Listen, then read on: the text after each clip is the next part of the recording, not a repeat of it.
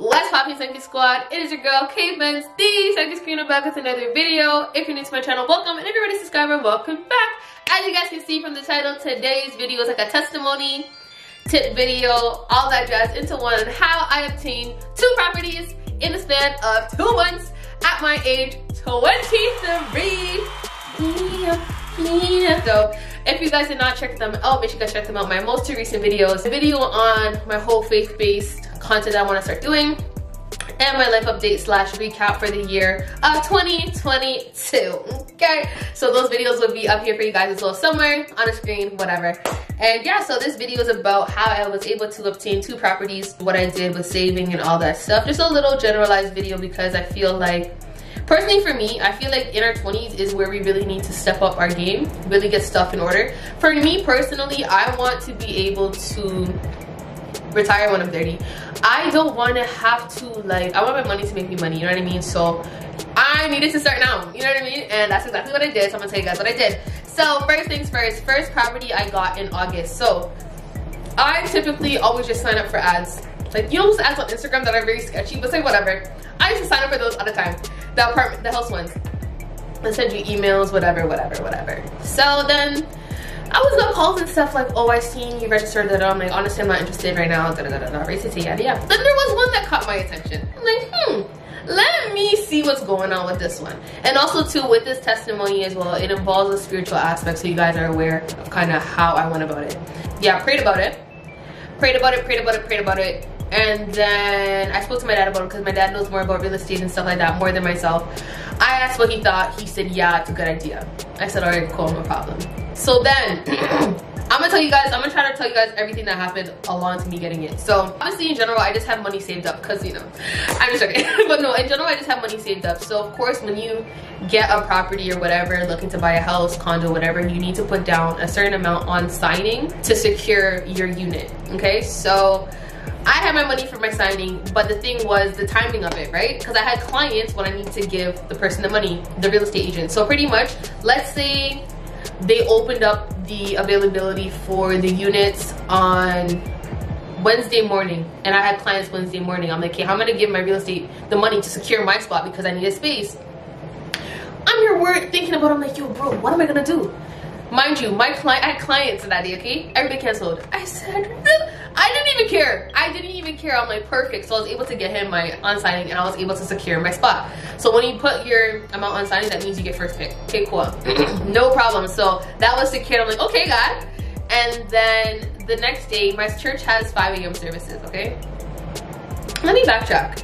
My pastor, my prophet, His Excellency, that tropical dental. Make sure you guys, you know, this is wherever I put it, I'll put it somewhere. Miracle Arena for All Nations, and that's where I go. But anyways, he always talks about young adults investing in properties. I'm like, I told myself I'm gonna be the first one. So this was before everything, and then this stuff happened. Okay, cool. Went to the 5 a.m. service, and then there's something called sowing a seed. So sowing a seed is pretty much you're planting into what you're looking for, in a sense. So words are spirits. When certain declarations are stated out into the atmosphere, you can receive it and plant into it so it can grow, if that makes sense. Hopefully that makes sense to you guys. So he prophesied and he said, sow into what you're looking for. I said, I'm not playing around with this one. And I don't really go to 5 a.m.s. I sold my seed. Cool. I forget how much, but I sold it. And I'm like, God, I'm believing you for this, that, the third. Cool. Sold my seed. Next day, I was able to pick my unit. Mind you, my dad does not like to answer his phone for whatever reason. I'm stressed because I'm like, yo, which one should I pick? So I went with my gut because my dad wasn't answering or whatever. Chose it, I promise you. He messaged me in a couple hours, not even. I don't even remember the time frame. It was either between 1 or 2 hours. He's like, everything's sold out. And I'm like, really? Okay. So now, that was that. It was just my unit or whatever. And it just happened so fast that I'm like, whoa. And obviously, when it comes to payments and stuff, because the payments aren't big, but they're not small, okay?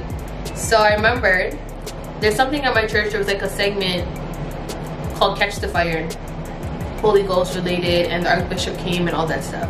So I even screen recorded it so I could have it. But anytime special guests come, I always pray and I'm like, Lord, like, let them speak to me direct. Like, let them speak to me direct. And I was kind of worried about my payments because I'm like, hey, I got the place. How am I gonna work on my payments? Like, you know, I'm like, you know what, whatever. Like, I'll be fine. whatever. I'm gonna post my testimony video here. So pretty much in the video, right, he prophesied to me, meaning he revealed something to me that God showed him about me, if that makes sense. Hopefully that makes sense. So I'm gonna include the testimony or whatever, the video. So I have the video here, so I'm gonna post it so you guys are able to see at least. Come on, shout hallelujah.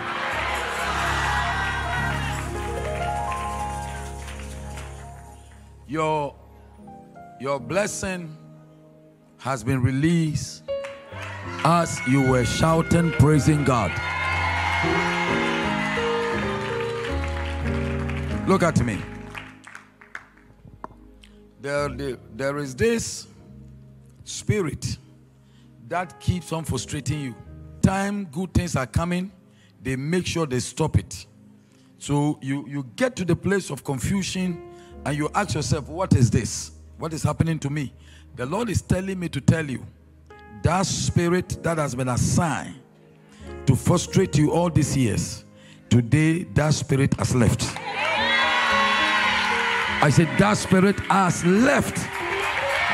I saw the spirit leaving your life. Now, what you have been waiting for, for the past 16 years, within the next 7 days, your expectations shall come to pass. So he said, my expectations shall come to pass. What day was this? So I got prophesied to on August 16th. He said in 7 days, what you're expecting will come to pass. Mind you, my deposit was, and I didn't know how I was gonna get the money, you know. My deposit was due on August 23rd or whatever.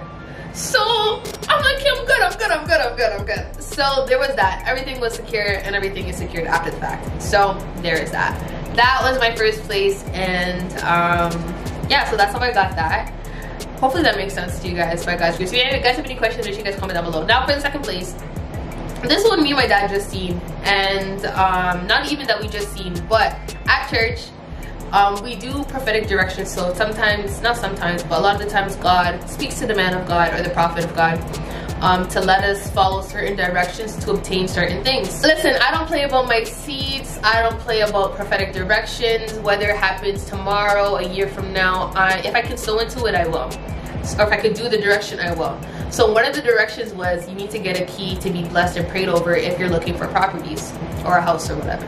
I'm like, I'm doing this. I got one, I can get another, you know? I did that direction. I can't remember the exact date, but I remember I did the direction, had the key, whatever, put it in my Bible at a certain scripture that he said to do it, etc.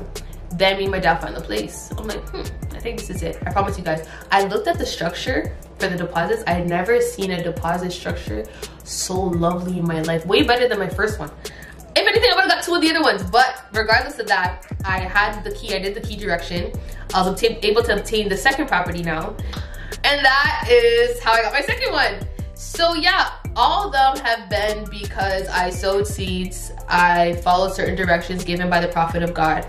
And I know some people can be skeptical when it comes to giving, but to break it down a little bit on why money needs to be given for certain things is for the simple fact of, how do I say this? I want to make sure I use my words wisely here.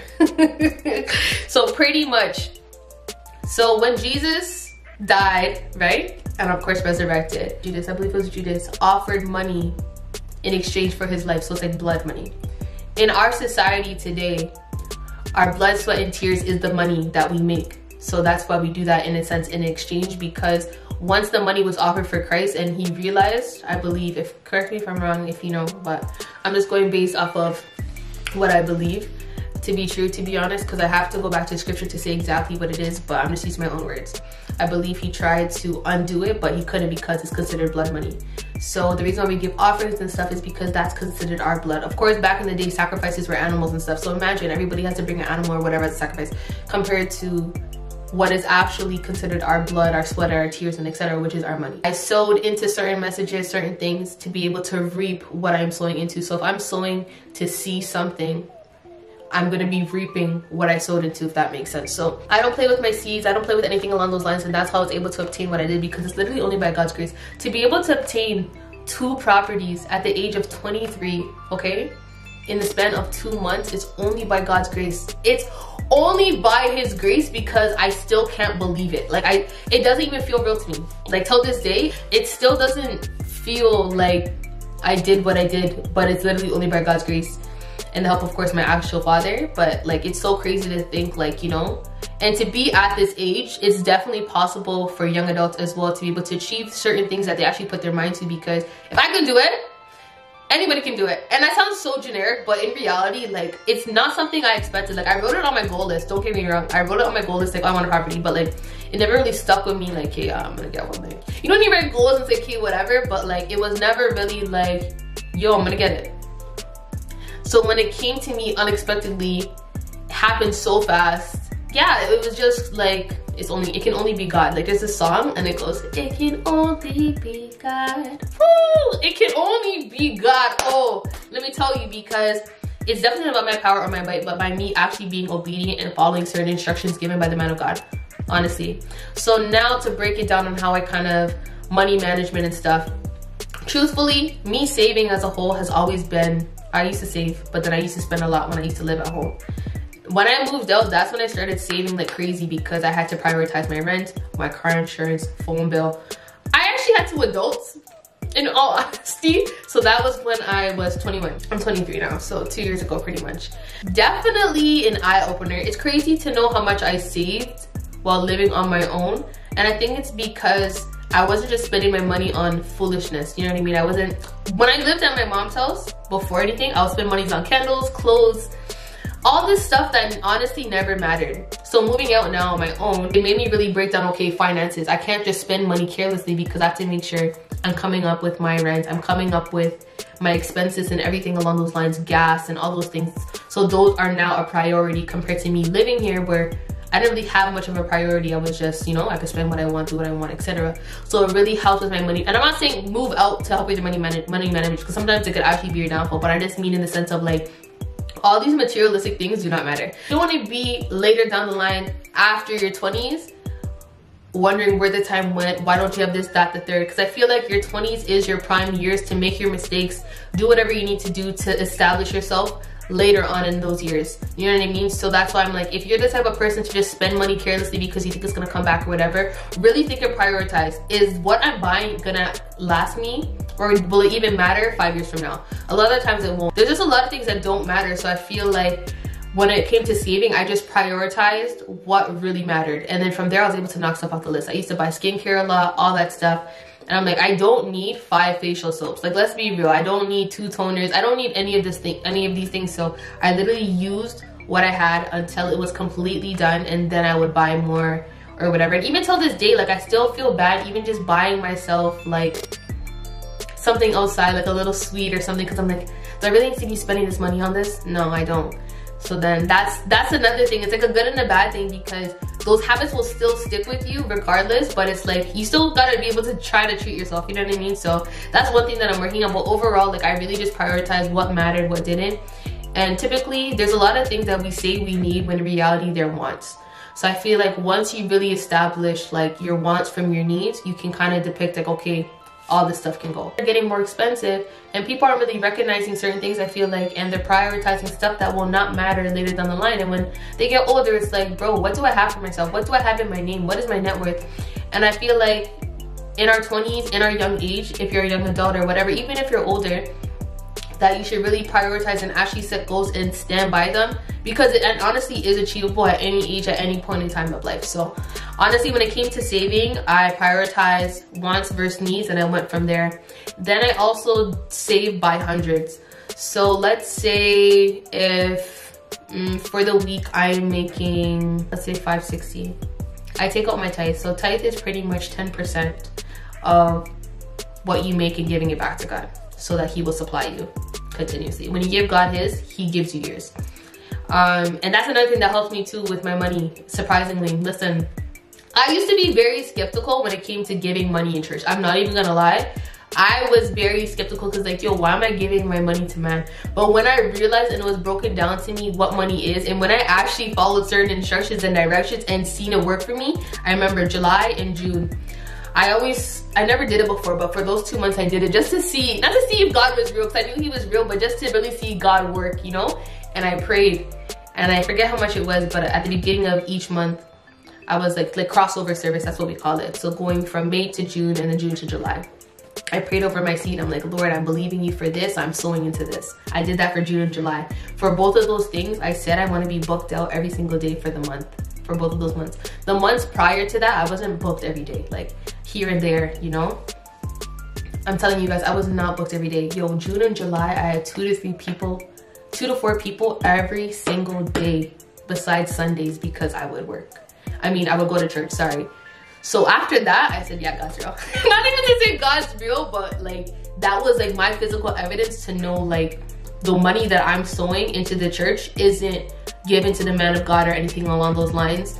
It's literally given, and God sees what you give at the end of the day. So for him to see and for me to reap what I sowed is crazy. I also realized where the money goes when it comes to the ministry. It kind of changed my perspective as well. And at the end of the day, the money's not mine. Like, everything we have in this life is not ours, it's his. So it's like, for me not to give you what you even gave me to begin with, what am I doing? Like, you know, so me giving you money, I know you're gonna provide for me for the next day. And I think that plays another part, because we put money towards other things, but not to the person that gave it to us to begin with. So once I kind of changed my viewpoint on money and etc., I'm like, yeah, I'll get it back.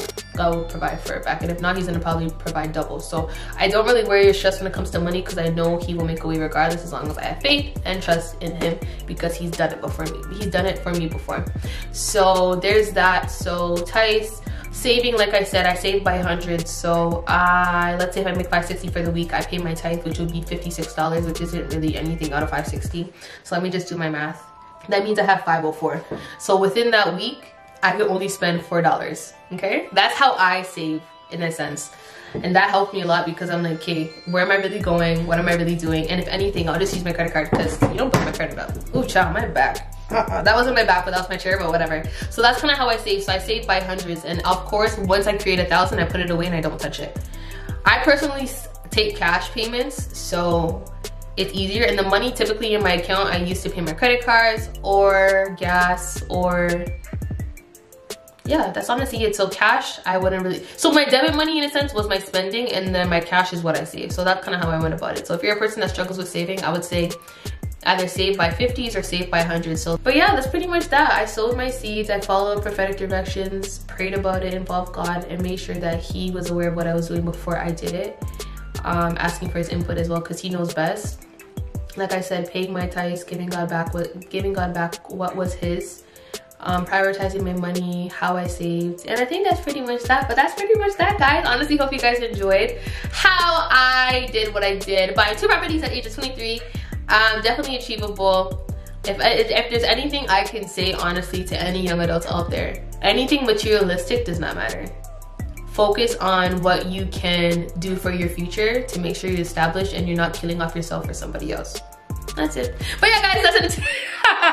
That is the end of today's video. Honestly, hope you guys enjoyed. If you guys want more content like this, little things like that, please let me know. Don't forget, check out all my other videos that I posted. They will be somewhere on the screen as well as in the description down below. Don't forget, hit the like button, tap in the comment, hit that subscribe button. Love to know when I post. It's your girl, K Benz, and I'll see you guys in my next video.